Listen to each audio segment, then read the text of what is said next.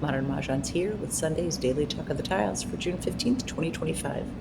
Wishing a happy Father's Day to all the fathers and father figures in our lives, those we celebrate, those we honor, and those we remember. And now for today's daily topic. We're going to continue with understanding the why. There are many rules or traditions that seem confusing until players understand the why behind the rule. We're going to go through several of them, and if you want to watch past daily talks, we go through several of them already. Why should a discard be placed on the flat top part of the rack? So the rule first appeared in bulletins from the National Mahjong League, and now it's in Mahjong Made Easy. A call tile should be placed on the top of the rack and not in the rack.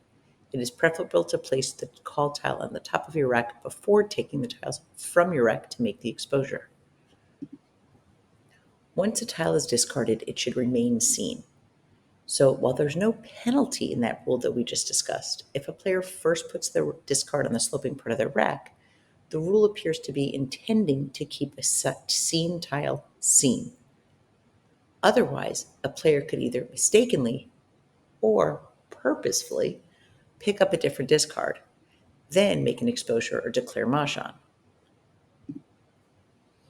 Is there a penalty if someone, quote, racks a discard? So instead of putting it on the flat top part of the rack, they put it in their rack. Some home games have added a penalty. The rule itself doesn't provide one.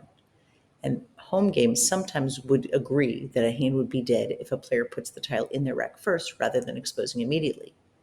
In most tournaments, this would be ground to declare a hand dead, since this would allow for cheating or at least the appearance of impropriety if someone, let's say, called a 2-dot, picked it up, put the tile in their hand, and then exposed, because they could be picking up a different tile. And while we assume and hope that the players we play with are honest and wouldn't cheat, we have heard many stories that unfortunately that's why there's a lot of these rules.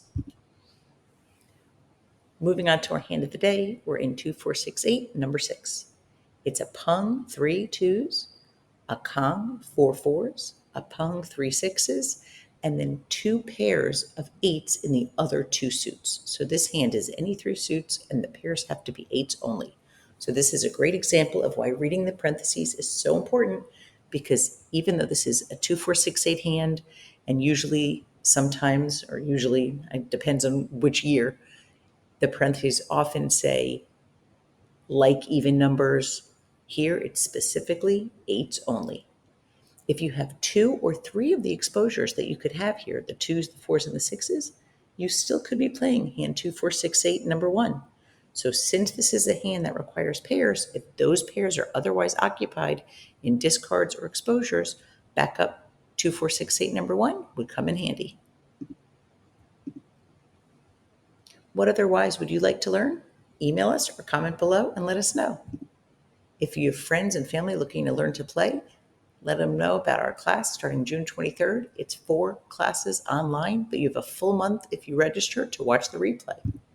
If you play Canasta, Canasta Convention is October 11th and 12th in New York City. Details at bit.ly/CanastaCon25. And time is running out to register for our June 17th fundraiser in New York City. Hope to see you there. With all this information that we put together and share, we don't gatekeep because we want everybody to be able to play with confidence. So we hope you like, comment, save, and share. And with that, have a wonderful Father's Day and a great game.